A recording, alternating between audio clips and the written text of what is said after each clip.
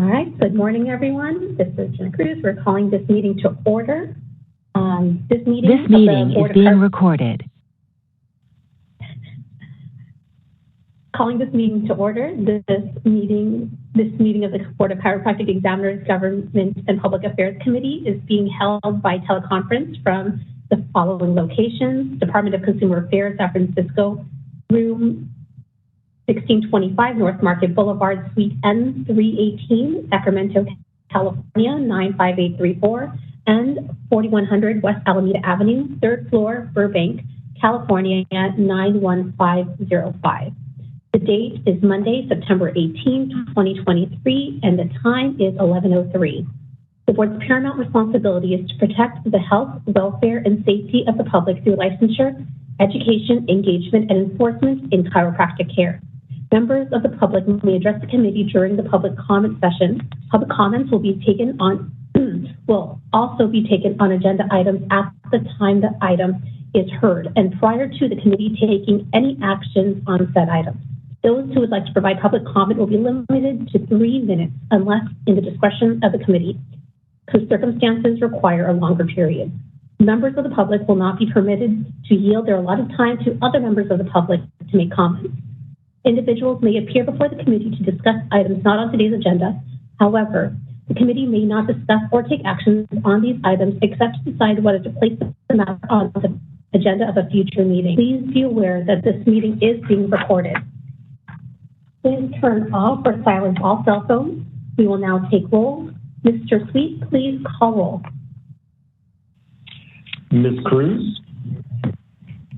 Present. And Raphael Sweet is present. Thank you. All right, we're going to move to agenda item number 2, review and possible approval of the June 16, 2023 committee minutes. We are actually, in talking with Ms. Walker, going to table this item to the December 4, 2023 committee meeting and move forward onto agenda item number 3. So agenda item number 3, board update, board administrative update on board's administration program, update on budget and fund condition, business modernization and implementation of Connect system, and status of board's pending rulemaking packages 22 to 26 strategic plan objectives. Ms. Walker? Sure, thank you. And navigate to a brief slides just to keep us on topic as we go through, because as we know, the administration program is very broad, so there's a lot of material there to cover. Beginning first, just straightforward update as far as the next board meeting. So we've secured plans to have our next board meeting on Thursday, October 19th and Friday, October 20th, down in Whittier, California at the Southern California University of Health Sciences. This is actually going to be a traditional in-person meeting. We really made some efforts to try to figure out how we could do a hybrid meeting, but unfortunately, there's just too many technical difficulties that would be involved in doing that. And we also run the risk of, if for some reason that remote connection is lost, we would then have to adjourn the meeting with all members present. So we are going to plan for just a traditional in-person meeting. I did discuss with Dr. Paris actually kind of reversing the initial plan so that, just keeping in mind Los Angeles area traffic.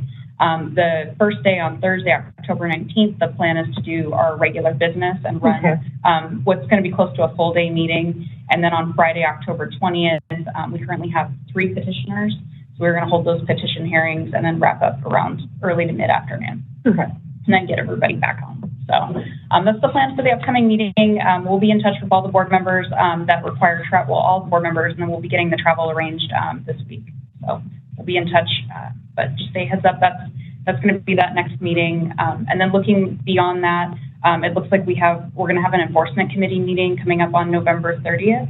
And then this committee has scheduled its next meeting for December 4th. And then we'll be in touch with the other committees to get a few more meetings between the October board meeting and January. Is there another board meeting in December, or the October one's the last one of the year? The October meeting is the last one of the year, and then the next board meeting will be in January of 2024. We're going to include on the meeting agenda for October the discussion of scheduling the next all of next year's board meetings, so that we can get those narrowed down.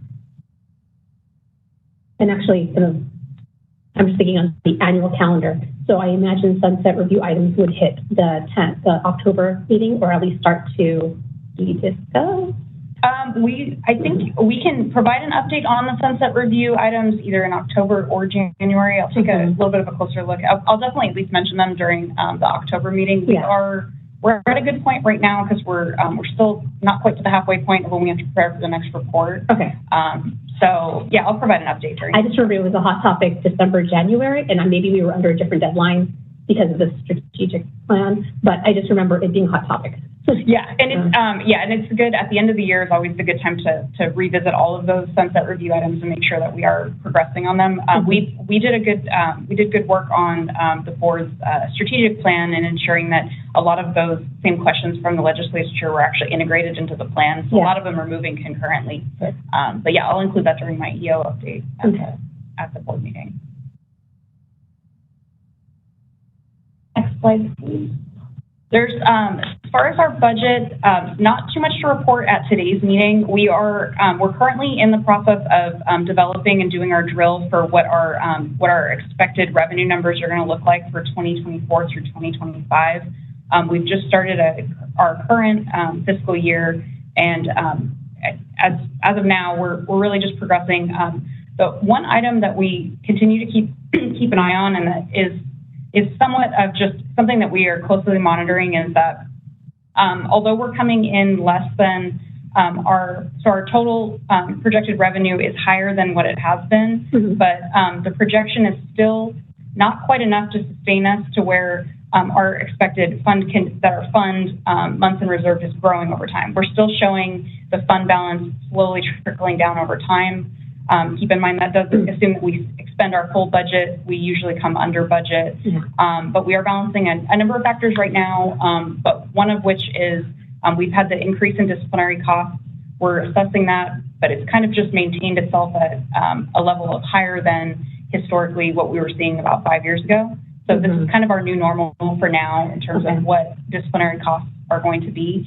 And then we've also got, as far as the staff personnel costs, we have significant savings just from the vacancies that we currently have, but we've really hit our limit on what we can accomplish without hiring more staff. So we're going to have to hire staff, and along with that comes a lot of the state bargaining units have gotten recent employee compensation increases.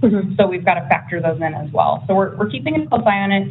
But it's just something that, especially as we get into this upcoming fiscal year where we're first seeing the true impact of our fee increase, whereas last fiscal year we only saw half of it. So we're keeping a very close eye on it, but likely going to be having a discussion in the spring about potentially needing to make some minor adjustments, either with our expenditures or our fee amount. Was 2023 the full year of fee increase, or was it partial? I'm trying to remember. It went into effect at the beginning of 2023, so we really, just looking at our last fiscal year budget, we only got half of it. Okay, that's right. Yeah. July to June. Okay. Yeah, July to June. So this upcoming fiscal year that we're in is going to be the first fiscal year where we get to see the full impact of that. The other things that are facing us for this fiscal year is there's a lot of deferred maintenance and deferred purchases of equipment, and we've really hit the point where we can't defer that any longer. So we do need to purchase equipment like laptops for staff. We need to get some printers and things like that in the office. So we are going to be spending a little bit on equipment, but that largely is going to be offset by the salary increases that we're seeing in the first quarter. There's a little bit more of one tool that we are doing when it comes to the budget that we didn't do in years past is budgeting forward and ensuring that we just build in those types of equipment purchases for future-proof. What we were doing historically was just, every 10 years when we needed equipment. So it would just be a bullet? Yeah, it would be and instead we're really working towards just budgeting, replacing a third of our equipment every year so that we can just have an ongoing rolling expenditure so that we can kind of future-proof that a little bit better. No, and then so that if the delay is needed, then it's not as big of a hit. Exactly. Okay. Yeah. And that's going to be with this upcoming budget. We're going to kind of build that into? Correct. Yeah. Okay. So we built in, so this current year budget that we're in now, so 23-24, we did build in some equipment purchases. I believe we built it in for replacing half of our office equipment. Yeah. So we're going to have to build in for the year after replacing the other half. And then we're also, when it comes to like the major equipment, like the large copier, we're likely going to have to replace that as well. Okay. And then, yeah, I think that's it. Yeah. Okay. And I shared this at the prior at the board meeting as well, but just a breakdown of where the money goes. When we look at the our fund condition statement, and there's the one line item, and it's all under DCA expenditures. Where does that money actually go? Little over 40% goes to our personnel. Another almost 20% goes to our attorney general fees. So those are two of our major drivers of what we have to spend our money on. And another one as well is our DCA pro rata cost. So that eats up about 20% of that budgeted amount. And then being such a small program, it's kind of to be expected that that's a pretty large line item because we do rely on the Department of Consumer Affairs for all sorts of services from RIT to personnel to legal. So it's like a shared services. Yeah. Okay. Yeah, and that's our share. So they calculated. They have a formula for calculating it, but it depends on usage, but then also size of the board, size of the licensing population. They come up with that. So we're right around 20%, which it seems like a fair amount, and that's nothing for me to kind of question when it comes to the pro rata expenses. Any other questions on the budget? This is Raphael. Are those ratios or percentages of the budget that you just mentioned? Are those kind of in alignment with other similar departments? They are. I would say that the one line item that we have that's a little bit it's larger than what you see at some of the other boards is our attorney general's cost. And so when we look at the annual reports that come out on AG expenditures, each board does have to spend a significant amount at the AG's office. But when we look at our licensee population and our number of AG cases compared to many of the other boards, we generally rank in very close to the top if you were to pull out that ratio. So that's the one area where we do spend a lot more than the other boards, and it's one way that if we can get to better enforcement efforts of hopefully trying to decrease violations to where we don't need to take as much discipline against licensees, that would be one area that would be helpful for our budget. But just about everything else is in line with what the other programs are spending. Okay, and what do you attribute us being at the top of that list to? With part of it, it's there is a small licensee population. So when you look at the number of cases, it ends up costing us a lot of money. But we've also had, in recent years, we've had a number of kind of larger, like either insurance fraud, conviction rings that result in cases that we then have to submit a high volume of cases to the Attorney General's office. We also do get a significant volume of consumer complaints, either alleging things like gross negligence or sexual misconduct. So when we substantiate those, we submit those to the Attorney General's office.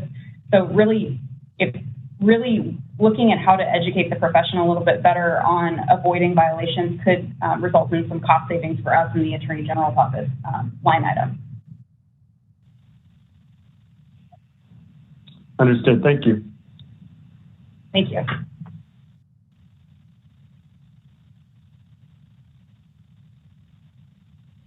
As far as so we're continuing our business modernization project and implementing our Connect system. The one recent update that we have to share on the project itself is actually our current project manager from the Office of Information Services, DCA's OIS, is actually going to be departing the project effective October 1st. Haven't yet heard what the plan is moving forward beyond that, so I'll be communicating with them to really get an update on where that's going to leave us. This is now the second time that that's happened. We had a prior project manager that departed. We got the current one, and now he's accepted another position, so he's going to be leaving the department. So that's the one kind of, I would say, potential impediment to our progress on the project is having to work with the new project manager and get him up to speed on kind of our expectations and what we need from the project. We still, for the most part, are on track for getting the new version of the software released this fall.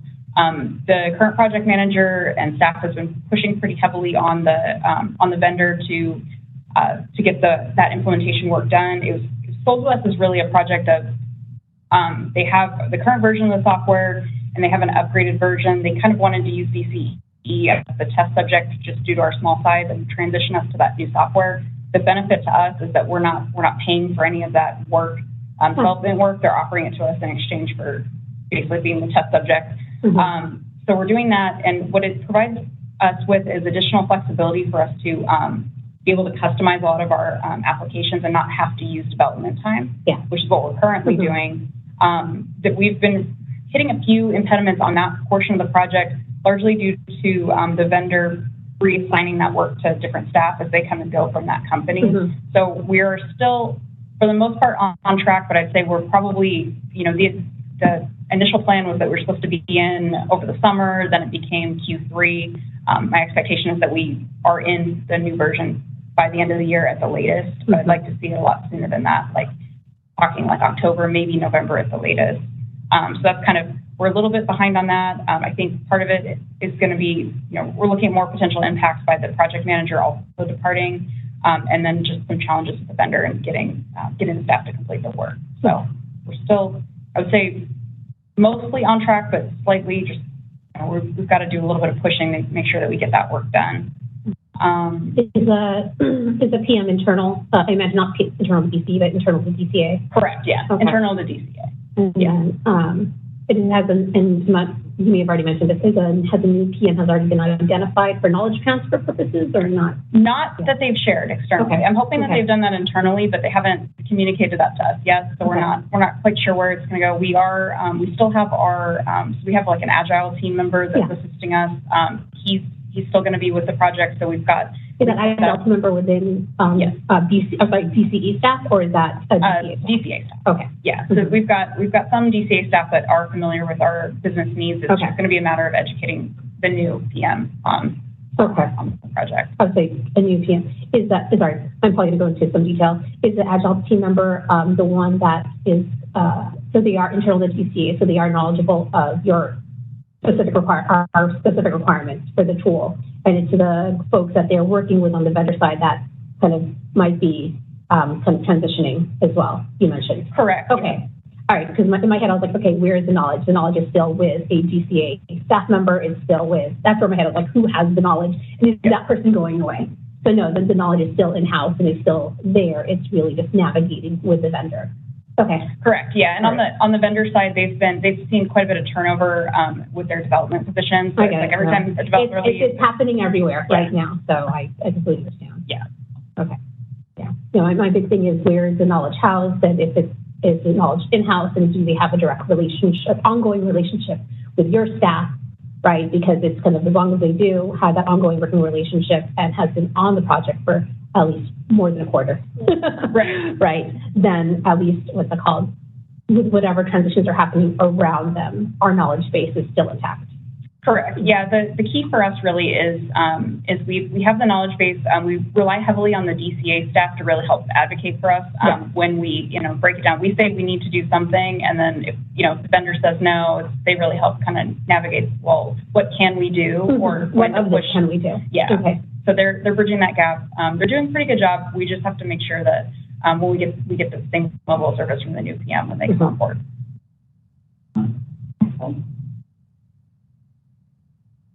So current priorities remain the same. Our biggest is really system stabilization. We've been really encountering and just trying to track down some random system bugs. It kind of comes down to the way the system itself is designed.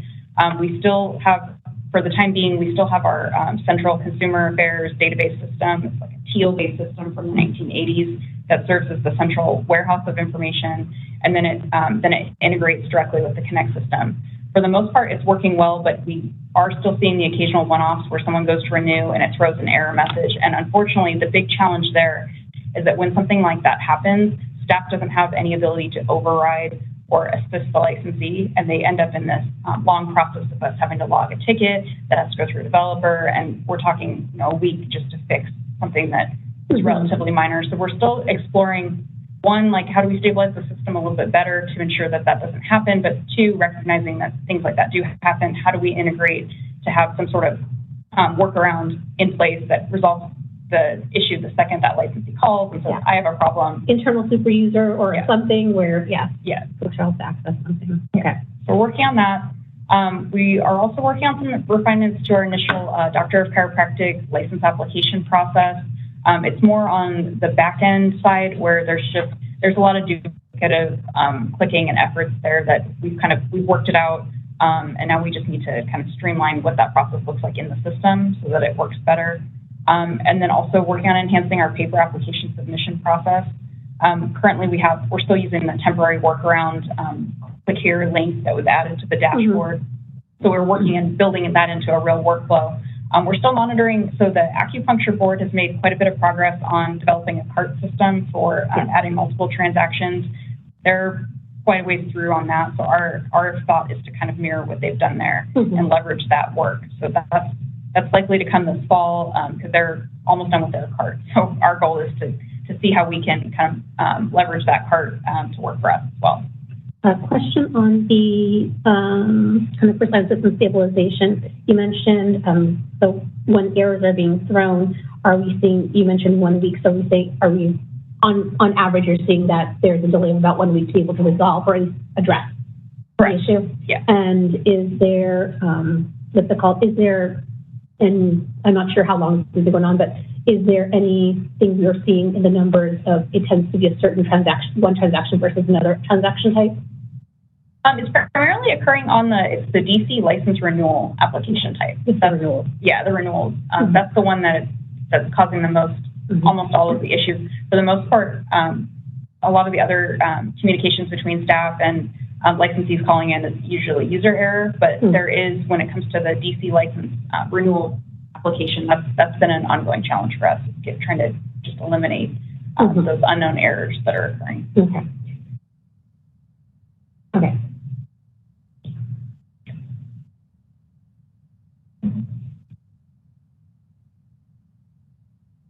And then beyond that, once we get to version 4, we're really going to be focusing on getting the implementation of our continuing education module. And that's where we've kind of come up with our plan of how we're going to tackle that, beginning with getting the back office application receipts processing through the system. That way we can encounter issues, that's going to be something that staff's working on, and staff can communicate it back before we release it to the outside and invite in providers to directly file their applications online.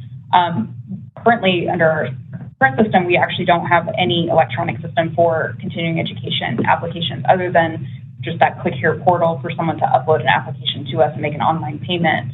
It's primarily a paper-based process. There's no real tracking occurring like what we should have. So the goal is to get that built, that workflow built in the back office based on if you were to get a paper application, put it in the system and process it through. And then from there, we would then build out the other side of the process for CE providers to be able to directly apply for their courses with the board. And then eventually what we want to get to is having the CE providers submit the course completion records to the board through an upload process. And that way we can get to primary source verification of our continuing education records, which is really important to us, given that just the amount of time that's involved with doing a paper-based continuing education audit versus streamlining it to have it be made directly from the providers, and then just identify any of the individuals who took courses outside of the board-approved provider system. So there's a lot of exciting things to come with continuing education. We expect that development to begin this fall, and really probably seeing a lot of these items built out closer into the spring. The one that we're really the most excited about is being able to get not only the electronic submission of the course records, but then also get the real-time course listing, because currently we're uploading an Excel document that people scroll for hundreds of pages to locate a course. We want to get it to where it's actually a searchable tool that licensees can use when they're trying to locate a course, and that would benefit DCE, would benefit by licensees and continuing education providers. Yeah, well, what I'm seeing here is it's really building the framework and the backbone first, right? And then from there, building kind of the searchable library, and then all the flashy fun stuff. Correct, yep, exactly. And we've looked at this before, but as far as system utilization, our current challenge is it's going to be getting the DC licensees to use the system and automate through their renewal. That really ties back to ensuring that it's stabilized so that we feel comfortable having them really pushing that they do it. And then start sending out reminders, incorporating on the license renewal notice something much more bold, telling them you can renew online today, and then providing the information they need right there on the paper. Because right now we're getting a high volume still of paper checks. We would like to see that transition out and get 70, 80% of people renewing online, but we also recognize the fact that it's not all that stable. It's not going to help them feel comfortable using the system. So we're working on really addressing that point and then seeing how we can get those numbers to go up significantly. One proud point is that almost 90% of our initial DC are applicants coming right out of school. They are applying online and getting their license through Connect. That's great to see, and we expect that they'll likely continue using the system. So it's a matter of reaching the licensees that have been doing the paper checks for the last 30 years and getting them to also be familiar and comfortable using Connect.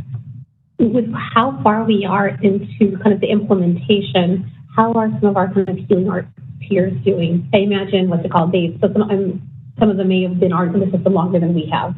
And so is there kind of a comparison point or kind of conversations with other boards of like, okay, about this far into the process, we're seeing similar numbers? As far as getting into the majority of the healing arts boards are actually on the Breeze system, and that one's now been around for about 15 years now. That one's heavily used by the healing arts boards. Our counterpart on the Connect project is the acupuncture board. They are observing slightly higher rates of utilization of the system as us, and I largely attribute that to a little bit of a hiccup when we first launched the online renewal process. At that point, it was requiring that licensees submit all of their continuing education up front. Well, that was kind of off-putting to licensees because it's like now it's a very burdensome process. We removed that, and it mirrors the paper application where you just certify that you've done it, and then you process your renewal. So that's largely the difference there.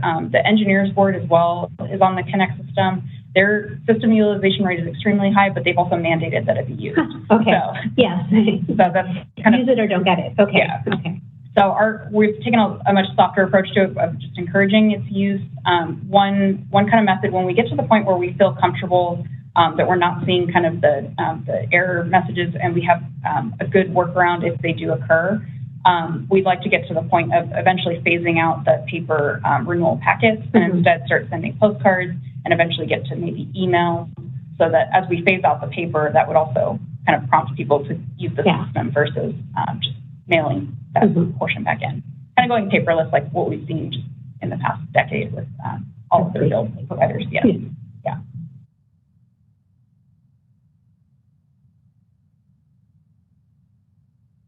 Okay, so as far as legislation, I'm going to highlight 6 bills today. Last Thursday, September 14th, was the deadline for the legislature to pass any legislation this year. So anything that didn't make it forward is going to be something that we'll be looking at in early 2024. The first of which is AB 883. We've talked about this bill a few times. This is the one that would require the boards to expedite an application for an applicant who is part of the Department of Defense Skill Bridge program. That bill did pass, and it's pending the governor's signature. And as far as implementation, we have to make updates to our Doctor of Chiropractic initial license application to inquire if someone is part of that program, and then prompt them to submit proof so that we can properly process their applications. So that's something that we're going to be looking at with our regulatory counsel to make sure that we implement that bill properly. So we're just watching closely, waiting for a signature so that we can get started on regs that we would need for that. We've also got AB 1707, and of note with that bill, it prohibits any board from taking disciplinary action or denying license to a licensee based on an action that was taken against them from another state if that state's law conflicts with California. This bill is pretty straightforward. What we have to do we don't anticipate really needing to use much of this bill. It largely impacts other healing arts providers, not really doctors of chiropractic. However, if they hold multiple licenses, it could potentially apply. As far as implementation, what we see that we need to do here is just ensure that when we update our disciplinary guidelines, that we make reference to this law so that we can make sure that it's included in there for reference when you're working on those bills, or when you're working on potential disciplinary requirements. We've also got SB 143, which this is a budget trailer bill that just went through last week. And this one, it does two things of note for the board. The first of which is it re-implements the Government Code Section 11133 that provided that flexibility in our virtual meetings that we currently had and expired on June 30th. So that's been re-implemented. And then it also provides for a registration process there's a federal license portability bill for service members and their staff and their spouses that allow them to come to California if they're on military orders and just begin work just by registering with the board. So not actually issuing a license, but just a registration. So we have a record that they're here. So that bill also implements some language around that. So we're working closely with Washington Department and any guidance that they give us on the implementation of that. Since that bill has been in effect, we haven't actually had anyone that's been subject to it or has contacted us. We've also not seen any of the temporary military spouse license applications. So we are aware of it. We're going to make sure that we get the information we need on our website. But as far as implementation, we're largely deferring to the guidance that we get from the Department of Consumer Affairs. This is similar to SB 372, that has to do with license fee and registrant records and name and gender changes. This bill as well is passed and is pending the governor's signature. With this bill, largely going to be leaning heavily on the department for the implementation of that bill. We're looking for just department-wide guidance on the implementation from our Legal Affairs Office, and then our Office of Information Services is aware of the bill and is working on how do we mask the records so that we aren't posting information online and ensuring that we comply in that way. The other changes that we're going to have to make is going to be simply on our name change form, ensuring that it conforms with the law. Another bill that we have on there is SB 447. This bill largely doesn't affect us other than it repealed, and this bill's been signed, it repealed the ban on out-of-state travel, which it had numbered up to, I believe, it was 27 states. So what in effect what this does for us is it opens the door for us to be able to potentially attend the FCLB annual meeting in 2024. We've been largely unable to attend for the last few years, just given the states that it was being hosted in. So 2024 is going to be in Phoenix, Arizona this spring. So we're going to be working on requesting approval so we can send 2 representatives to that meeting, which is great because we have at the end of this week here we have Dr. Paris and Dr. Adams are actually going to Boston, Massachusetts to attend a meeting of Districts 3 and 5 of the SCLB because our District 4 meeting was in a state that we couldn't attend. So we went to a different district, and that'll be helpful because it'll feed right into that annual meeting if we can get approval to go. So when is the annual meeting? The annual meeting would be I believe it's in May of 2024. I wasn't sure if it was like a month later. No, we've got some time there. So the board will be discussing the annual meeting likely when we get to about our February or March meeting, getting an update on that. And then and Dr. Adams and Dr. Paris will share an update on their district meeting activities at the October meeting. And then lastly, we have Senate Bill 544. This bill's gone through a number of rounds of amendments, and particularly this bill had a lot of challenges to it, just given the need for balancing, ensuring that the public has the right to be present and address directly government bodies. So as amended, what it does is it preserves the existing teleconference law as is with no changes, but then it adds a new option in a different section that requires a majority of members to be present at one physical, publicly accessible location, and then would also allow additional members above a majority to participate from a non-public site, such as a remote site, as long as the public can still participate in the meeting both remotely and from the publicly accessible site. So when this bill was originally discussed, it had the provision that you would have to have at least one publicly accessible site with either one member or staff, and everyone else can be remote from different. That's been changed quite a bit to where it's like you need to have at least one physical site with at least a majority of the members present, and then a handful of others can be joining from remote locations. And this is for all meetings? For all meetings. Yeah. Okay. But it's an option. So you don't have to use that. We can also do the teleconference meeting from multiple locations. You can have the physical meeting, but there is an additional change there.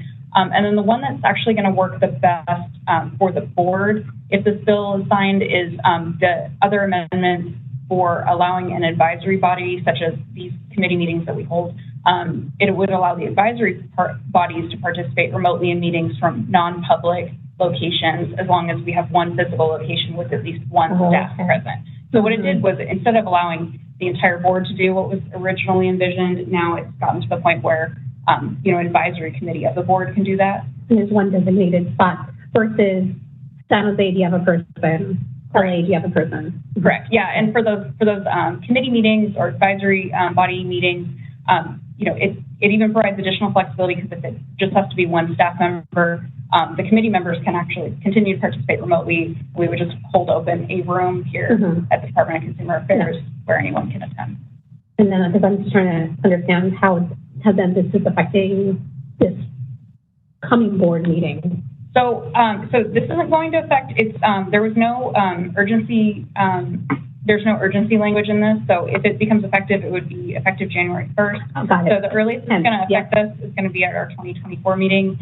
We did get the additional flexibility in the budget trailer bill, but just given the fact of the challenges of it being a non-state, it isn't all or nothing. It's that all or nothing mentality of it is why we're just going to have the traditional in-person meeting. It's unfortunate, but we will have it webcast, so people can still tune in. It's just they can't in real time interact with us, which is unfortunate.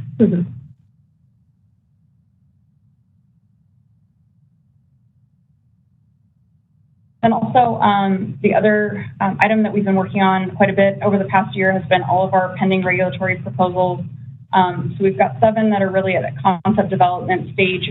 Staff and the committee and various committees are working together on them. The enforcement committee is pretty engaged in working on updating the record-keeping requirements for chiropractic patient records, and then also working on language around supervision requirements for unlicensed staff at chiropractic practices.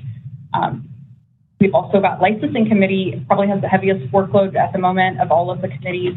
The licensing committee, and especially Dr. Daniels, its chair, has been really diving into the chiropractic college curriculum requirements, having discussions with a lot of different schools and getting perspectives on that.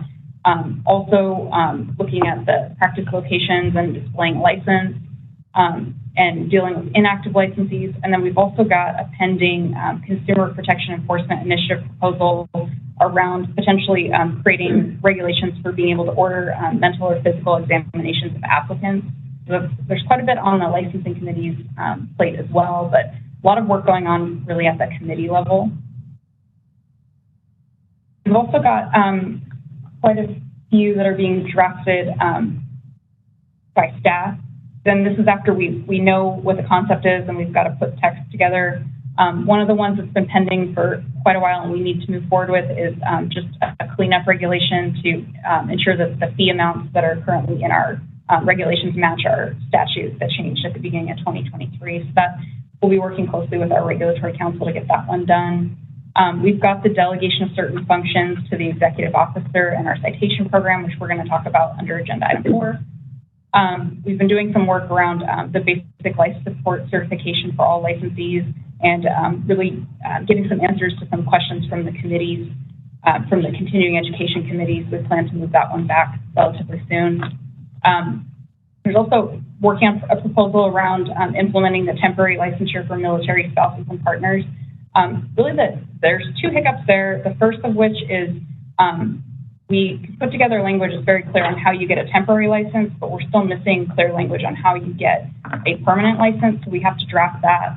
And we also need to really look at and examine how that temporary license for a military spouse compares with the trailer bill language of the federal. There's the federal law that allows someone to simply come here and begin practicing and just register with the board. So we've got to work out a few consistency kind of issues there, mainly around when we put the information out for the public. to really be able to figure out, well, how do I navigate this when I can go get a temporary license and work, or I can just register with you and work, getting all that kind of squared away. We're also working on disciplinary guidelines and our uniform standards for substance using licensees. We've also planning in October to bring forward the evaluation process for petitions for reinstatement and reduction of penalty.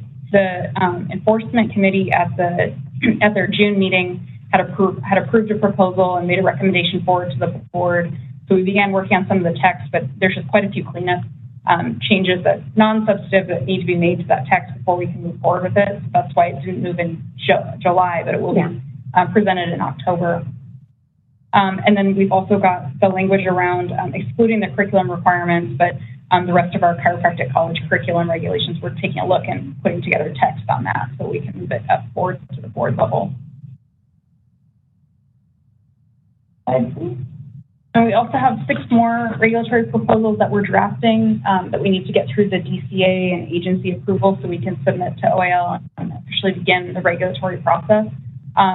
First of which, and our most important one, is our continuing education requirements, and also merging in the continuing education requirements for petitions for reinstatement of a revoked or surrendered license that was just recently approved by the board in July. And then we've also got a few other enforcement proposals around mandating a minimum penalty of revocation for sexual contact with a patient or a registered sex offender, repealing an obsolete successful examination regulation that conflicts with laws that prohibit unlicensed practice, implementing a new requirement for licensees to report arrests to the board, and then just kind of cleaning up the language around, and also requiring that they report convictions and disciplinary actions to the board within 30 days, whereas currently they report them on their annual renewals. We've also got the addition of the telephone numbers and email addresses to the board directory.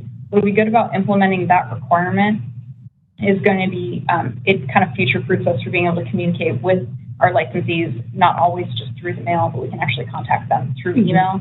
And that's going to be helpful when we start getting into wanting to send more automated notices about their license renewals. Currently, we can only reach the people who have registered for Connect. We can expand that pool by implementing the reg that's going to collect that email address. So working on those as well.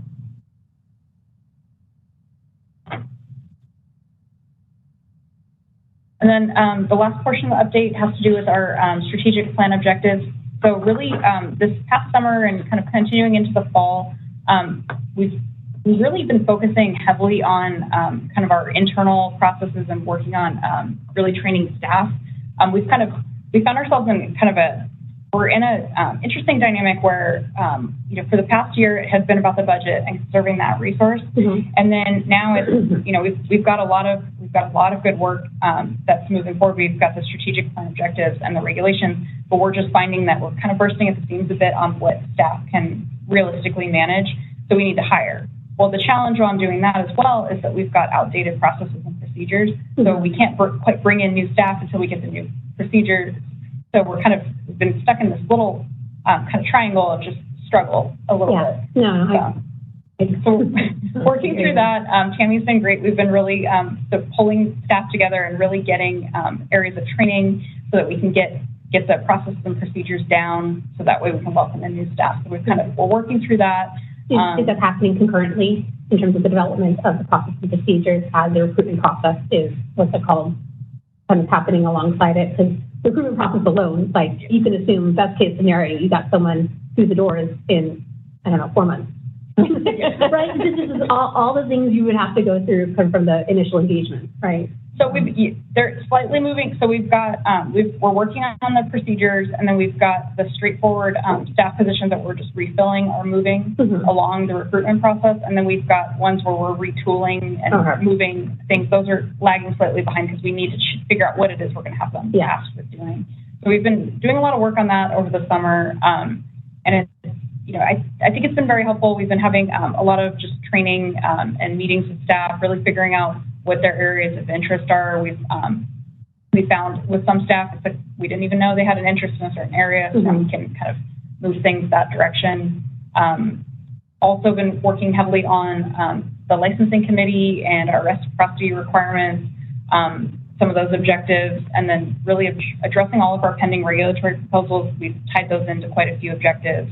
The staff and their development. We've also, just in the past month, conducted the employee engagement survey. So we did a survey, and then they did a focus group with staff from Solid, where they gave feedback. We just got the report this morning. And then the last step for us to do is for management to put together an action plan on just how to address some of the comments and how we can improve in that area. So that was also tied to one of our strategic plan objectives. So we're working through that.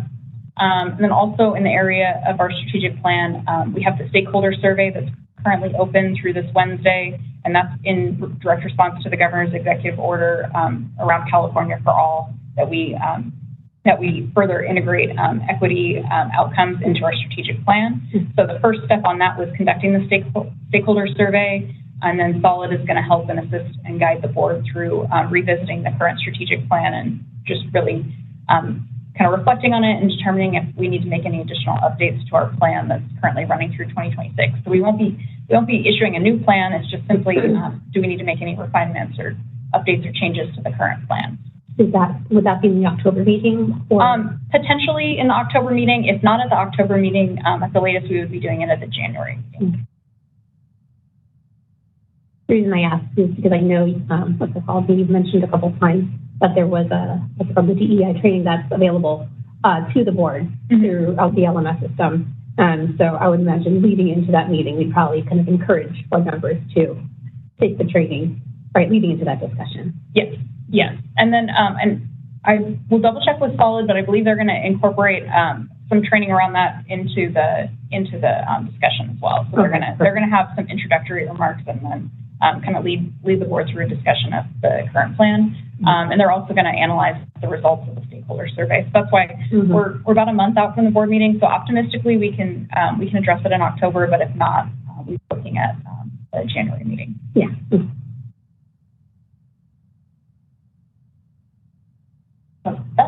that concludes my update on the administration program this morning. Unless there's anything else or any questions that I can answer. I know it's hopping and skipping around with all my questions throughout, so sorry, that is definitely my style. Mr. Sweet, did you have any questions for kind of any of the topics that were covered? No, I don't think so. Not at this time. I appreciate the update. Thank you. And one thing on my list that was written down, I'm trying to just connect some dots. Going back to, I forget what slide it was, but it was requirements for chiropractic colleges. I'm trying to think. I remember in our licensing committee meeting, you mentioned that there was kind of a timeline dependency on waiting for certain results from a different entity to kind of give us something before we could move forward on certain recommendations. I'm trying to. Oh, sure, yeah. So that was the chiropractic college curriculum requirement regulation. It is largely going to be driven by. So the Council on Chiropractic Education, the CCE, is going to be releasing their updated accreditation standards this fall. Okay. And then the second, it's twofold, because the other item that's going to be largely driving that discussion is we're currently working on our occupational analysis for chiropractic, or the state version of it. And that report is looking like it's going to be ready in early 2024. So until that report's really released, we can't move forward with new requirements, because we would be basing those requirements on a 2017 OA. So we want to base it on the 2024 OA. Okay. Yeah, because I saw it was, I forget which slide it was on, but it was kind of like, it was like on a almost there slide. Like, we're almost there in the process. I was like, I know that there's something that was dependent on. Yes. So I want to make sure, kind of realistic expectations.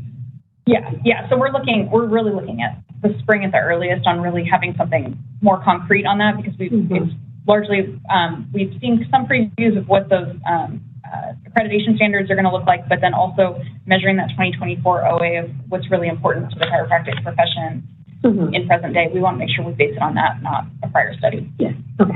Thank you. Okay. So no more questions, maybe. We can go ahead and ask moderator to open this item up for public comment. We are opening up for public comment. If you'd like to make a comment, raise that hand by tapping the hand button at the bottom of your screen. Dial-in users, please dial *3 to raise a hand. You may also type the word comment into the Q&A box in the lower right-hand corner of the screen and send that comment to all participants. As mentioned earlier, people will be given 3 minutes to speak, and I'll give you a 15-second warning before the conclusion of your time. We're going to take just a couple seconds to see if we have a request for public comment.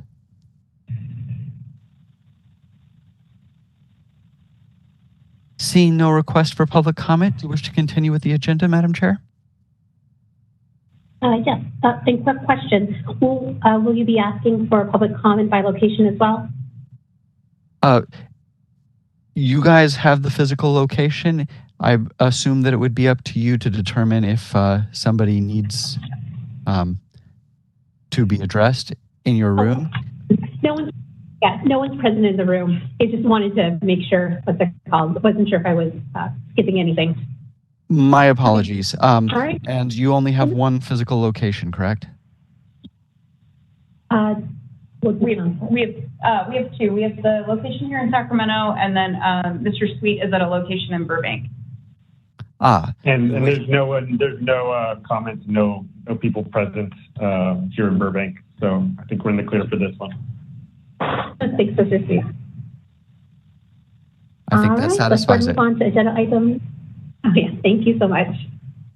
Let's move on to agenda item number 4, review, discussion, and possible recommendation regarding pending regulatory proposals, delegate certain functions to the executive officer and make conforming citations to the processes for appealing citations and collecting assessed fines from licensees. Ms. Walker? Sure, thank you.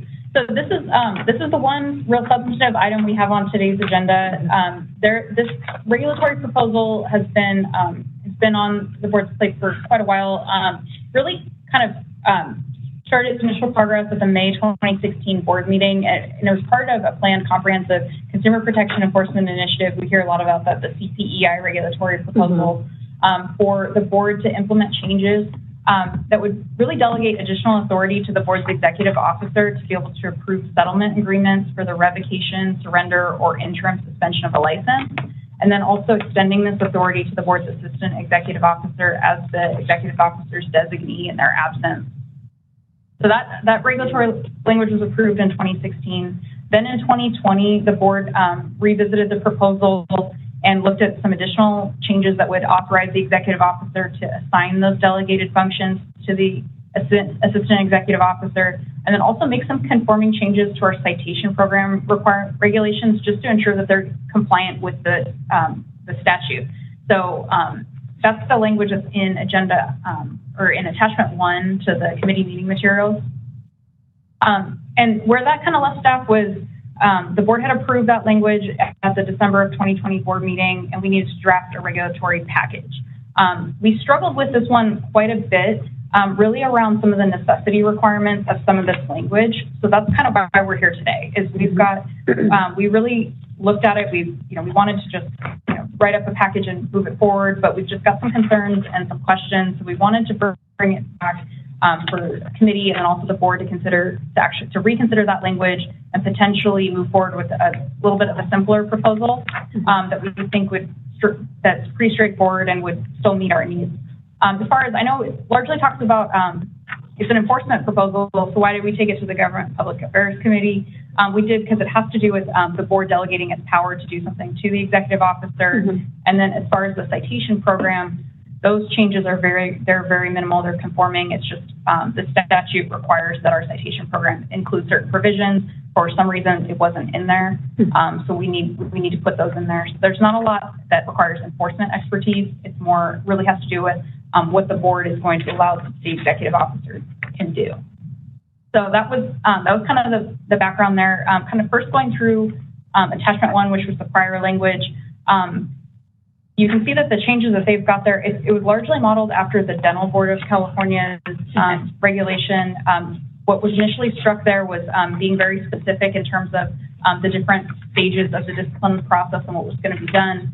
But where staff had some concerns was one around the necessity for further delegating to the assistant executive officer. It made sense in 2016 because if the executive officer was on travel, was away from the office, discipline and our disciplinary cases would just grind to a halt. You can't do anything if the executive officer wasn't physically present to sign some sort of order or accusation.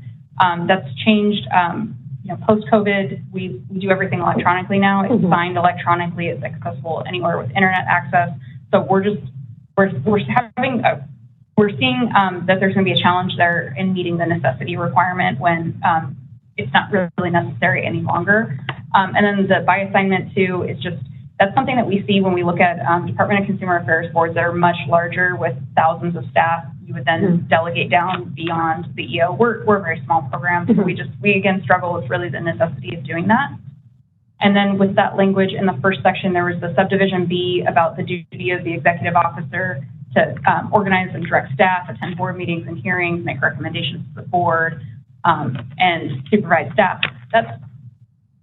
That's all accurate. That is what the executive officer is required to do, but that's already included in a duty statement. So it's not something that we see as being necessary to be in a regulation, because really the purpose of this regulation is to take the power that the board has under the Administrative Procedure Act, that's sections 11500 through 11529 of the Government Code, and then delegate that down to the executive officer so that we can act in enforcement cases. So we just largely see that as unnecessary and not needing to be in there. Then moving from that section beyond that, there's proposed changes to section 389 about a letter of admonishment and changing the executive officer's designee and replacing it with the assistant executive officer, and then continuing to do that same change throughout the citation regulations. The challenge there is that that role, as far as the designee, currently, the problem we're having with that is that it's not currently a problem. So the designee language actually works very well for staff. We have the designee can be the assistant executive officer, but it can also be and more often is used as the enforcement manager. So for purposes of us issuing letters of admonishment and citations, our enforcement manager signs those and then acts in that capacity. And then in certain cases, if, just depending on if it's a complex case, the assistant executive officer or the executive officer will get involved. So it's one of those things where it's like staff is really questioning, well, why are we proposing to change something that really isn't a problem? Yeah. So maybe we can simplify that by removing that language. So what that ends up resulting in is the language that you see in attachments 2 and 3, and then really separating them out. Because the reason that they were packaged like that together was section 306 talks about delegating functions to the executive officer, and then the rest of that language all tied in because it was replacing designee with assistant executive officer. It's no longer doing that. So the proposal would be to split them into separate packages. Section 306 would largely do the same thing. It's just removing that language about the assistant executive officer, cleaning it up, and then also being more explicit when it talks about the specific powers to include ordering examinations under Business and Professions Code Section 820. So that's a law that allows the board to compel either a mental or physical examination of a licensee if they suspect that they're impaired. That's something that we currently have to petition and have our board chair sign for us to do. But looking at other boards' regulations, they've delegated that authority to the executive officer, and we feel it's appropriate because it's really more of an investigative phase. It's not formal discipline. It's just there's a suspected problem, and we can compel those types of examinations. And that all goes through the Attorney General's office, so it's vetted through legal counsel before any licensee is served with those orders. Then there's also the addition of, in addition to approving settlement agreements for revocation, surrender, interim suspension of a license, which was in the original proposal, we've also added the authority to issue a default decision when licensees fail to file a notice of defense or appear at a hearing, and then grant a motion to vacate a default if they were to come forward after the fact and file like a late appeal. So really around doing those changes, the benefit to the board is just expediting our disciplinary process and things that there's no real need there to exercise any discretion. They're pretty straightforward, especially with the default decisions. Those we've issued a pleading to somebody and they didn't file a notice of defense. Yeah.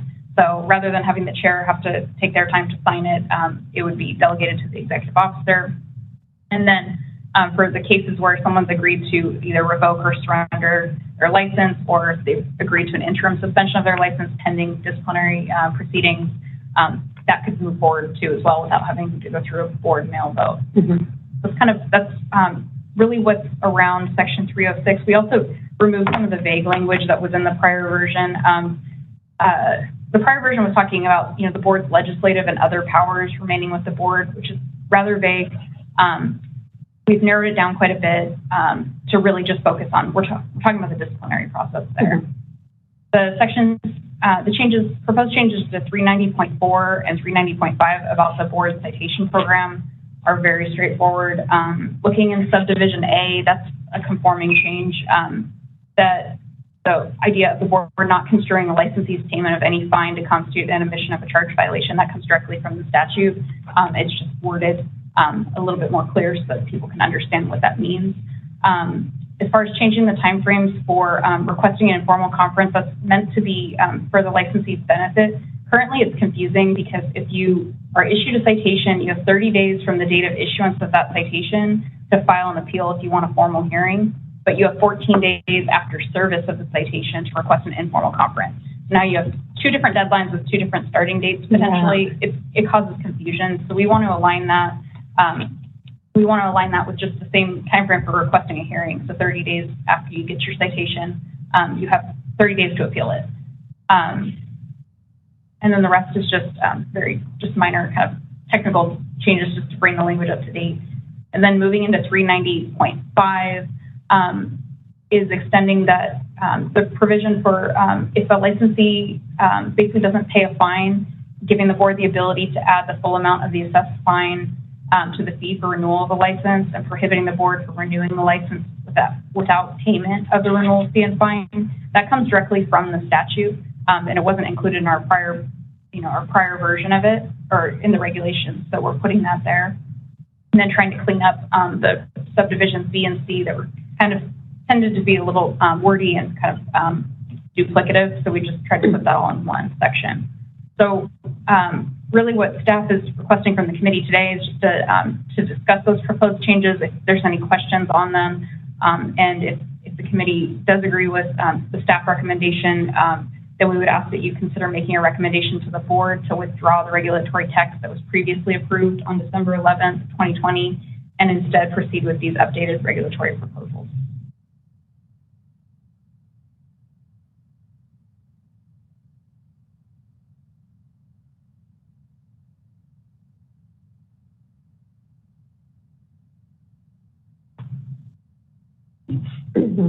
I'm going to jump to Mr. Sweet. Mr. Sweet, did you have any kind of any initial thoughts?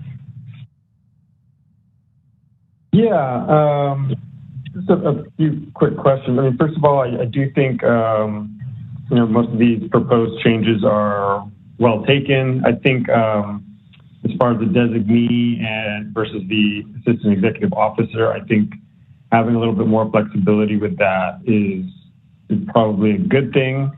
So I'm okay with that. Is there a formal process for how someone is designated a designee for a specific action, or how does that work?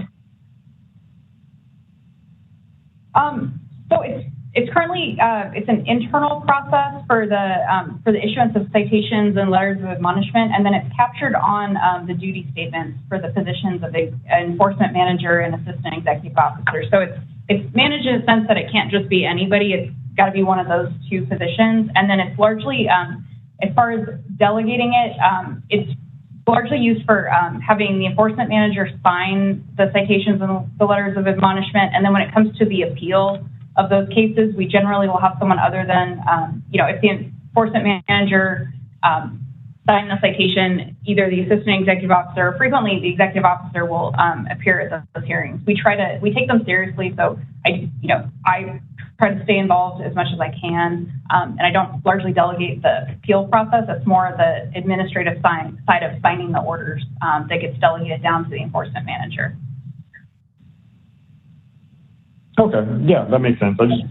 I was just kind of curious to make sure that as these things get assigned or designated to someone else, that we, if there's going to be multiple people that are potential designees, that we know who's in charge of what, and it sounds like there's some sort of mechanisms in place for that. Correct. Yeah, it's largely captured on their duty statements, and then just internal discussions between the managers. Okay.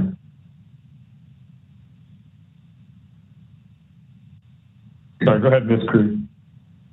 All right, no worries. Question for 306, you had mentioned. Let me see. You had mentioned kind of ordering of examinations. Is that directly related to the assembly bill that's currently kind of, or the is it that one of the items that was currently under review? Somewhat. So there's a statute. It's a Business and Professions Code, Section 820, and it allows for whenever it appears that any person holding a license may be unable to practice their profession safely because their ability to practice is either impaired due to mental illness or physical illness affecting competency. The licensing agency, here the board, can order that licensee to be examined by a physician or psychologist designated by the agency, and then that report can be used under proceedings if we would have to proceed with trying to either restrict or revoke a license. And then there is a pending regulatory proposal to extend that further to be able to use that for applicants. Okay. But we're not quite there yet. So until we would do that, we would potentially then look at adding that authority. Well, actually, that authority would be in the reg. Okay. I was like, I've heard this before. I've heard this earlier today. Yeah, it's the same concept, but that pending reg is to apply it to applicants. Okay. We already have the authority for licensing. Okay. There's also a part here for 306. You mentioned the default decision portion. Since we would be delegating, a portion of responsibilities to the EO instead of the board chair, is there still an intent, and this might not be kind of regulation specific, might be more process specific, is there an intent to maintain visibility to the board chair of what is being signed? Of course. Okay, I just wasn't sure, like, okay, we're removing it from you, and then I wasn't sure kind of what the, at least the current intent is to maintain visibility, since we're kind of moving responsibility around. Yeah, one of the areas where we want to provide more visibility for the board is so you have the mail vote process. So you see the cases at that point, and for the most part, you know that they whether they pass or they go to closed session, and you discuss them further. We do want to work on improving kind of the reporting of those final actions with dates at the board level. So we would also incorporate that in there as well. So it's more a matter of it's administrative. So rather than having to have Dr. Paris or a future chair have to sign and review the document, it would just be processed, but then still communicating that information to the board that we have this default decision. So it'd be purely informational, and because we wouldn't get the mail vote, and because we wouldn't get that, we likely wouldn't get the documentation behind it as well. It would just be, I'm just trying to. You would still see the same documentation you see at the mail vote. We would still, and that's where it's going to feed into figuring out how to better share like all of our documents with links. Because I'm envisioning, something to the effect of getting notifying the board that, this action has taken place with just a brief summary of what that action was, and then also a direct link if you want to read the whole decision and the entire accusation. So as far as the visibility on documents isn't going to change. It's just processing it through the EO versus having the chair sign. Okay. Another question, going to the time frame item, where the kind of confusing time frame of 30 days from kind of issuance to compared to 14 days from, I'm not even going to read my notes, but yes, from a different date, I was trying to work out in my mind as you were talking any potential gap in the proposal of, say, they missed that 30 days. You mentioned they're able to come back and still repeal, or kind of what is, if someone still misses it, right? What are their options from there? So it's by the letter of the regulation, if somebody if they fail to meet a deadline, and I'm talking more like they purely fail to meet it. Like they have 30 days. They come back 7 months later. Yeah, and they want to appeal it. We tell them you're going to have to file a writ in Superior Court against the board, and you're likely not going to be successful because we followed the process and it's now final. We do exercise some discretion. Like if it says 30 days and we get it at day 35, we will allow for the appeal because in that case we don't want the writ, which would potentially be granted if you're talking 5 days. So that's really their only recourse if they miss the deadline, is to file a writ against the board in Superior Court. And what's it called? Is at least, I imagine the desire to clarify the language is because folks are missing it, and because I would say the dates are a bit confusing. Is there I'm just thinking from the perspective of the licensee, what does the communication look like when, to let them know these are your timelines? It's just, I imagine, just written communication to whatever addresses we have on file.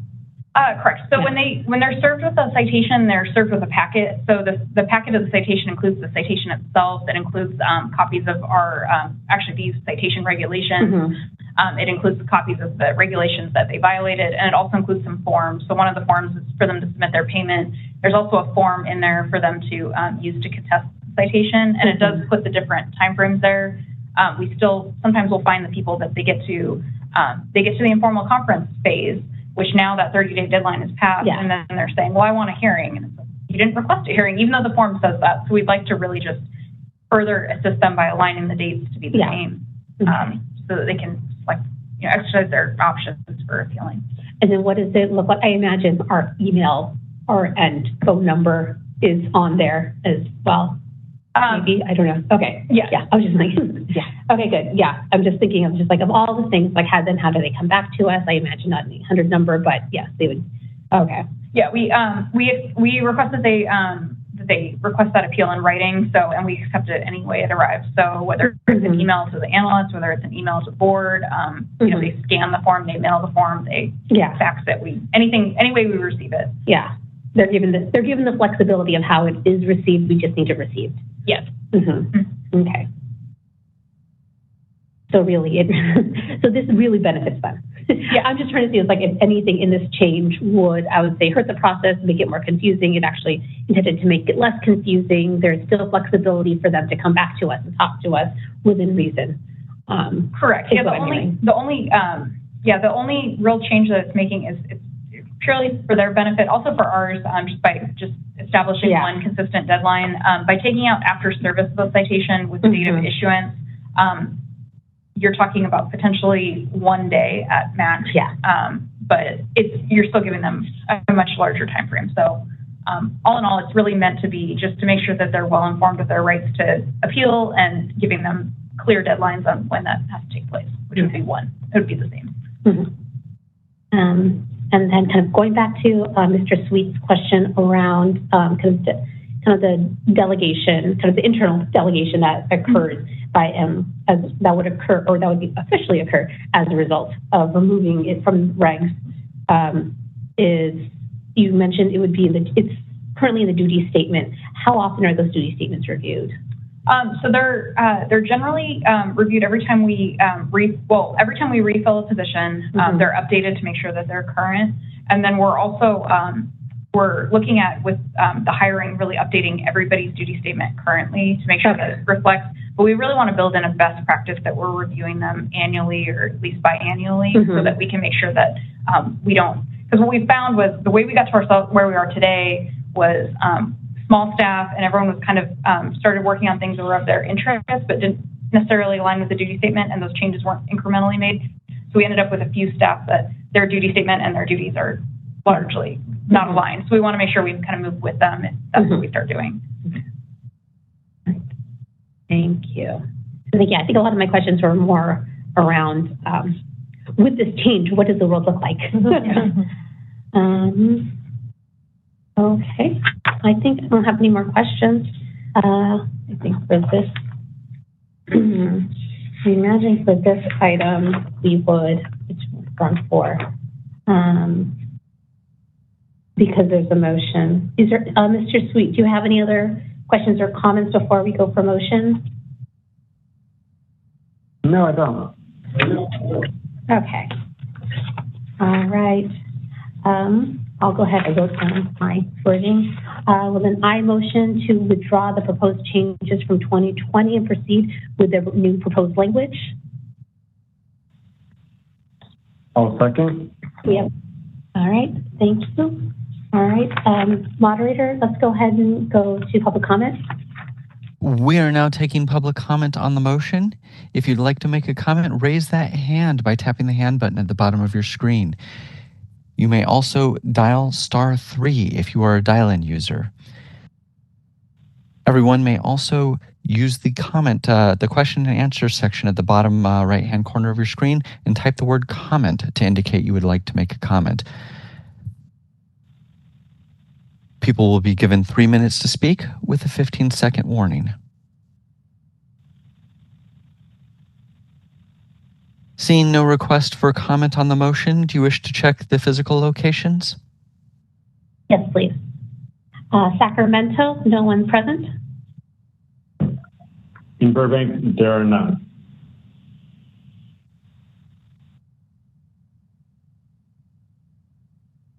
All right, let's go ahead and close public comment. Thank you. And Mr. Sweet, go ahead and call roll call for vote.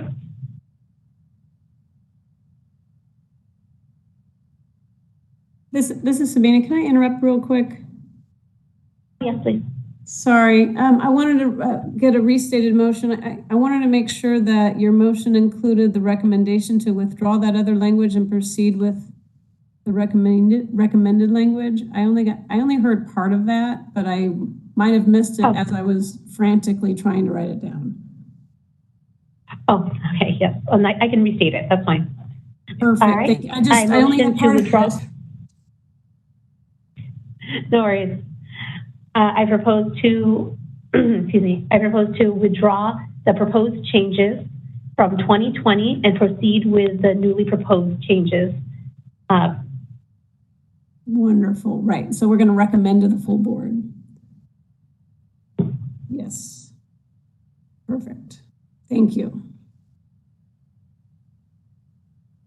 And you're okay. Would you want us to? Would you want to do to second again or no? Yeah, Are you okay? I just want to make sure Mr. Sweet's okay with that slight amendment. I think he would be, but we need to just double check.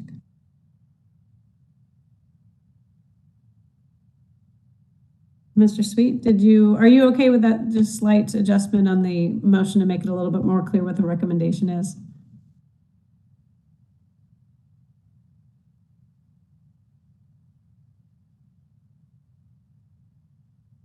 Did we lose Mr. Sweet? We may have lost him. Hold on just a moment. Mr. Sweet, if you have lost your ability to unmute, *6, raise your hands by *3. And we have a new call-in user with a hand up. Hold on just a moment.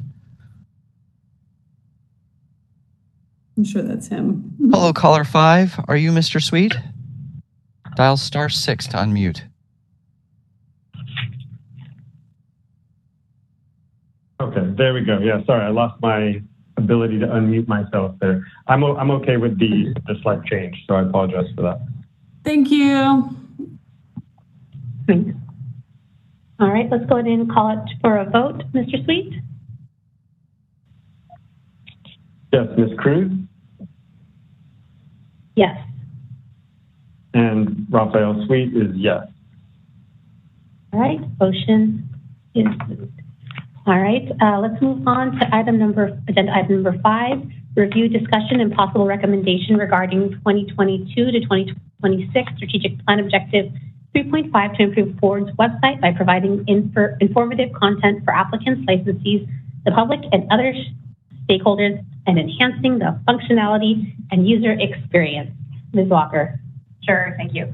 So this is just primarily just an update item for today, and then any feedback. At the last committee meeting, we talked about the outreach plan that we had put together for our various stakeholders, and that outreach plan was really primarily driven on the need for us to get better and more informative and current content on our website, and that's really throughout that website. It's pretty as reflected in the strategic plan as an objective in itself to update the website kind of reflects the amount of change that needs to be made.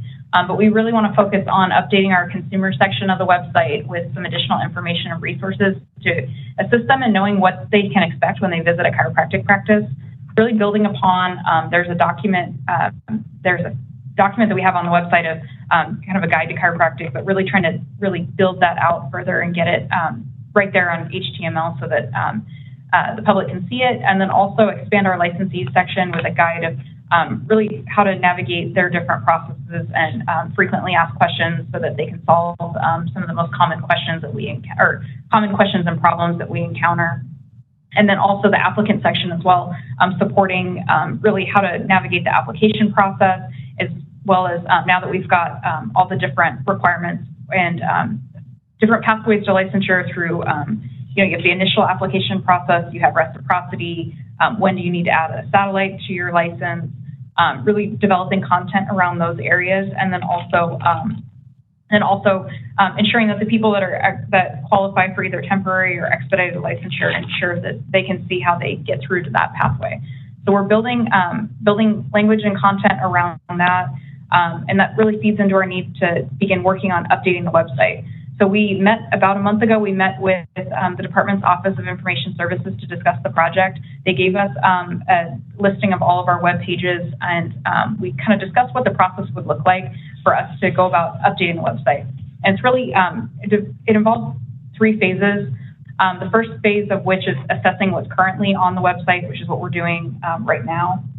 And that's reviewing the 65 pages and all the branches that come about those pages, and really identifying content that can be archived or content that needs to be updated and putting that together. And then phase 2 is developing the new content that we're going to put on the website and the different pages and determining what we want to have on there. And then phase 3 is putting it all together, making it look nice and presentable, and upgrading to the latest version of the state employee website, or the state website template that they have. It's a lot cleaner. Ours looks okay, but it's a little busy. There's links everywhere. There's a more modern version of the state template that we can incorporate, and we can pick colors and do all the fun stuff at the end, but we've got to start with our content. So that's what we're kind of working through there. The OIS did provide us with some analytics on what our website looks like. We had about 84,000 visits in the last year.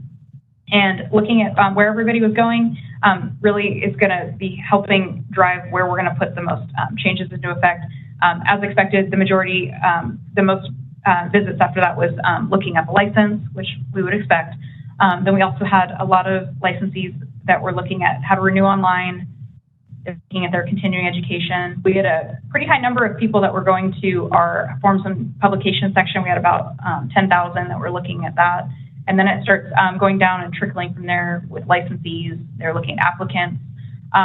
What surprised me was we had close to 9,000 visits of looking at our enforcement actions webpage, which it's a pretty basic webpage right now where it just has links to the monthly enforcement actions.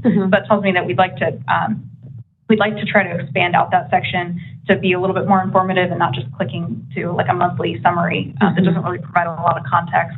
So figuring out how to create links and guide people to the full document if they want to read all the details, we're going to work through that. But what's kind of largely missing out is as far as the consumer section, there's not a lot of visits on consumers. So that's where the highest priority, I think, for us to target with consumers is getting more resources out there so that when people are even using a search engine and trying to locate information about chiropractic, make sure that we're going to pop a lot higher in the results and they can get information directly from the board and check a license, and then also then supporting licensees on their processes. So it was helpful to get that information. So we're really at the phase of identifying what's currently on the website and what's going to need to be either archived or improved, and then really looking at what other resources can we put out there. We know the biggest one is what to expect if you go to a chiropractic practice. We've done a lot of digging on the different DCA healing arts boards. We found some that had some additional resources. We also want to put a little bit of information on there about like common questions consumers would have, like how do I get a copy of my records? What are my rights under the law to have my records? We want to kind of leverage some of that information in that consumer section. That's what we're going to be developing this fall. Really looking at the project timeline, we tend to align pretty well with what OAS is even able to accommodate with us, because they're really kind of quoting us early 2024 for them to be able to update the website. Mm-hmm. That's about how much time, even if we move at a pretty good pace, that's still what we're going to need to be able to develop all this content, because their request is they want to do it all at once. They want to have all the updated pages with all the links and all the new documents that we want, and then they're going to do one large transition. So that's really that's the update I have to share today. Is quite a bit ahead in terms of developing those resources, but we do want to start working on the consumer resources and the licensee resources, and start at least starting to get some of that content ready so that we can start posting it before we can transition to the new version of the website and reorganize and put things in different locations.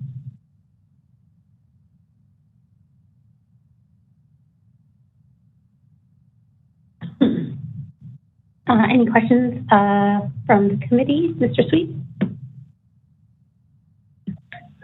No, thank you. Okay. So for me, one question is, you mentioned you mentioned fall, and so I'm wondering which of the different, three main areas of focus, the inventory of the pages, new content, transitioning to the new template, what is the anticipated deliverables for fall? For fall is identifying and archiving content that that's no longer relevant, and then also at least standing up a little bit more on the consumer side as far as resources. We'd like to get some kind of preliminary materials up. We did have at prior, I believe it was at prior board meetings, we had a few public comments talking about the lack of consumer resources that we had. So at least getting some of those stood up this fall, and then continuing to build out the different processes and different pages beyond that. And then the template, we're really looking at 2024 to get that up there. Okay. And then it's just a template. It's not like a new back end or anything like that. It's just, what's it called, the layout? Correct. Yeah. It's new layout, just an upgraded version of the website. And then that's why they largely want us to figure out where we want our pages before they start moving. So it's just going to be a lot. I imagine staff-wise, it's just going to be a lot more of what's it called? Drafting the setup and what kind of the... Correct. Yeah. It's really kind of where I would say we go from here is this fall, starting to put together an outline of just on the different pages, what will we, start brainstorming what that could look like, and then making sure that we're building the content that's going to end up there. And it's largely going to be looking at, just for purposes of not overworking OIS, looking at what a lot of the other DCA boards already have that we like, and kind of taking screenshots. And we want something that looks kind of like this versus reinventing the wheel. Yes, so perfect. That's exactly where I was going to go towards, because I was also going to wonder about, because you mentioned the comment earlier that kind of staff you have just enough staff to do exactly the amount of work you currently have, right? Without kind of overburden. What's it called? So do we feel like given current staffing that we are okay to move forward with this, since it's a new project on top of everything? We are, because this project fits largely into a lot of the training that we're doing on the enforcement side, when we're training our analysts and our investigators on what should a consumer expect. Just got to put that down and put it on the website. And then a lot of our training that we're doing on the licensing side with our new admin technician, just as he's compiling notes, let's convert that into. So it really is aligning with the existing efforts for documentation. Correct. Yeah. And we're hoping that it's somewhat of an exciting project too, that'll kind of get staff a little bit engaged. It's something a little bit outside of just the day-to-day kind of redundant work. So hopefully that'll drive a little bit of kind of excitement about working on the project. That's it for me. All right, so this one, moderator, let's go and open this item up. Wait, does this require a motion or no? Just an update? No motion on this, no motion on the next one. Just making sure. Yeah. All right, let's go ahead and open this up for public comment.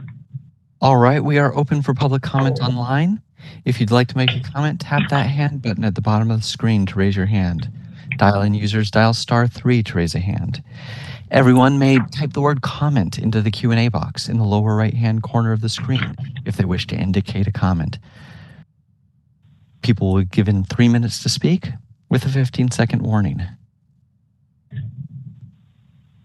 And seeing no requests online, would you like to check the physical locations?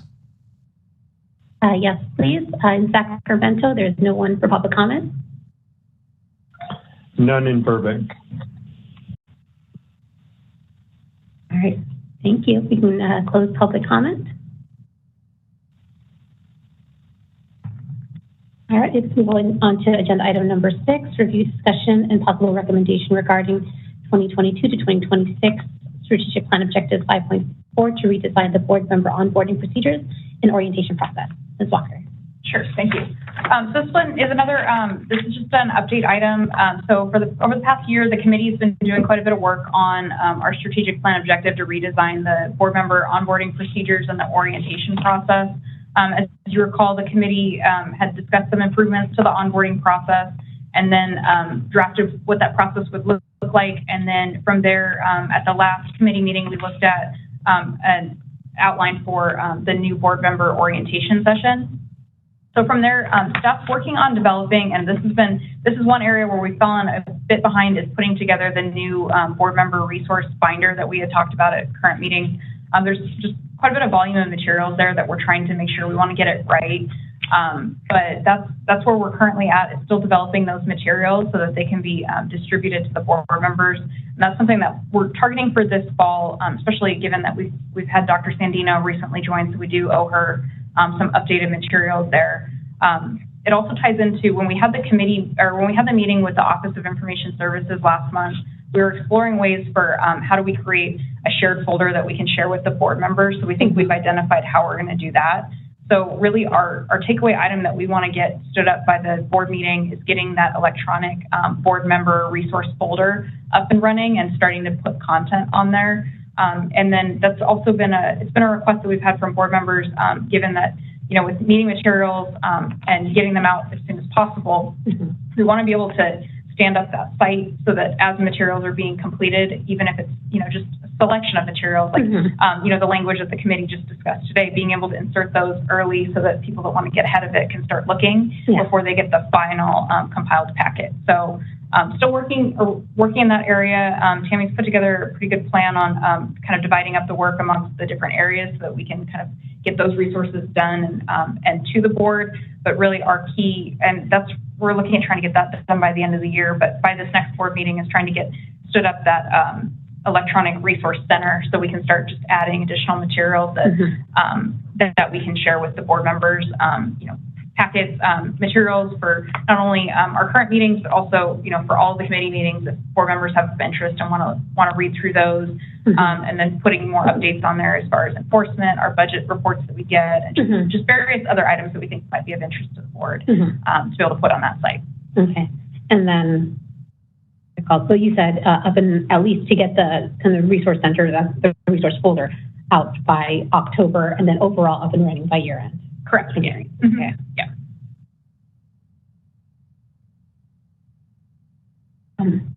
Actually, do you mind me asking? I know we have kind of with our newest board member, since the resource binder is still in progress. I imagine she received kind of separate materials. Yeah, she still received. Yeah, she received. She received more of the basic overview kind of materials, and then she did get. We still owe her the formal orientation session, so we'll make sure that we conduct that. I'm actually going to see if I can organize something while we're down in Los Angeles prior to the board meeting to just do something in person. But we're going to make sure that we get that. She's been very helpful, but we unfortunately didn't really quite hit what we had intended for this objective, but optimistic that by the next board member that we'll have it up and running completely. So how many actually board members are we? We currently have one opening. One opening, okay. And then one licensee opening. One licensee opening, yes. Is there any kind of talk about kind of what that looks like to fill, or? The department's aware that we have a vacancy. There are quite a few vacancies on a lot of the DCA boards. They tend to put the focus on the boards that are running into having potential quorum issues. So with six, we're in a pretty healthy position. Okay. So I can't say we're at top of mind right now. Okay. And kind of given, I would say, the setback, I don't have that kind of overall timeline in front of me, but does this what's it called, does this delay impact any of the other, I would say, initiatives connected to it? No, this one's really it stands pretty much on its own, so no, other than just unfortunately not being able to deliver as well as we would have liked for Dr. Sandino.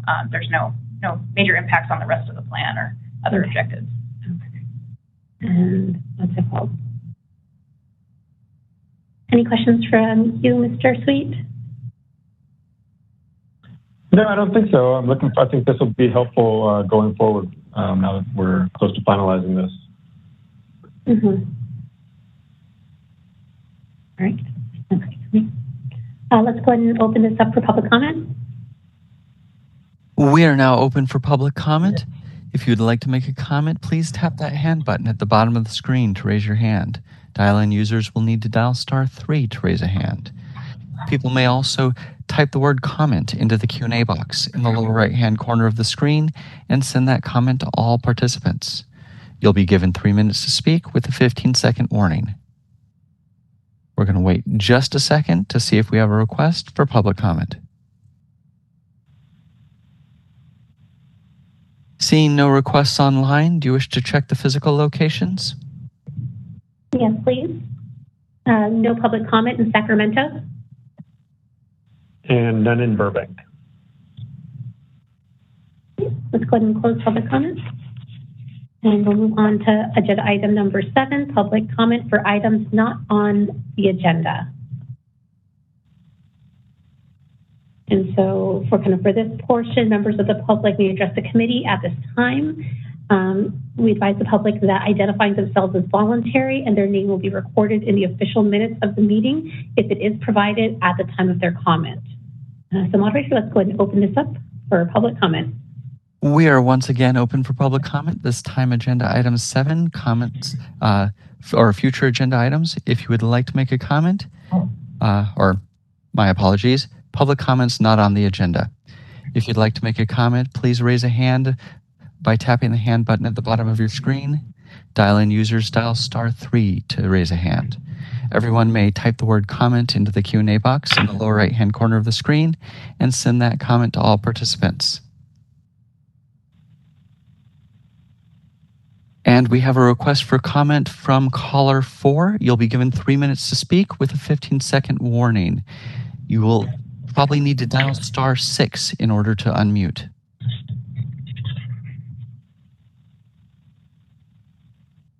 Can you hear me? Yes, go ahead, please. Yeah. Okay. I assume this will be the same for public comment for not on the agenda and future agenda items, so I'll just say it for one section for both agenda items. But if the board could consider looking into creating regulations for certified animal chiropractors so that the chiropractic board will be the supervising board for these practitioners. Thank you.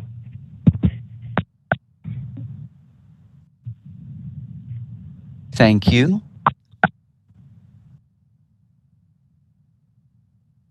And there are no other requests for comment online. Do you wish to check the physical locations? Yes, please. No public comment in Sacramento. No comment in Burbank. All right, and I want to thank our caller for participating in today's call and for your recommendation. All right, let's go ahead and close public comment. Move on to agenda item number 8, future agenda items. Opening this up for committee for any requests for future agenda items. No requests from me. No requests from you. Let me see here, I wrote one down. One request from me related to what's it called? And I think it might be more, it might not be a future agenda item. It might actually fall into more of the documentation that you would provide within the shared drive. But looking at, you mentioned that our actuals or our certain categories of spend that we have right now are starting to almost normalize, right? But at least within the past 5 years. So one of the things I'd be interested in seeing in our in our numbers, right? Especially when we're looking at kind of the fund, the health of our fund is a comparison to the 5-year average of our actuals, just to see, okay, relatively kind of in the past 5 years, where do we stand? Understanding we're still looking at the health of the fund, assuming full spend, but also kind of, I always kind of want to see what is that range, what is that health range, so I can do the mental green, yellow, red in my mind of what that looks like. Okay. All right. I think that's the only item I have. Okay. All right. I think for future agenda items, next step is to open this up for public comment. We are open up for public comment online. Future agenda items. This time I mean it. Caller 4, you are welcome to speak again if you wish, although that is not necessary. If you'd like to, if anyone would like to make a comment, please raise a hand by tapping that hand button at the bottom of the screen. Dial-in users dial *3 to raise a hand. Everyone may type the word comment into the Q&A box in the lower right-hand corner of the screen and send that comment to all participants. Looking around, I see no requests online. Do you wish to check physical locations? Yes, please. Sacramento, no public comment. No public comments in Burbank.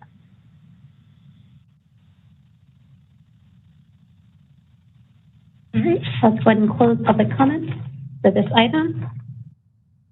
Moving on to agenda item 9, adjournment of meeting. Thank you everyone for attending, members of our staff, our committee, and of the public. We adjourn this meeting at 12:43. Thank you, everyone.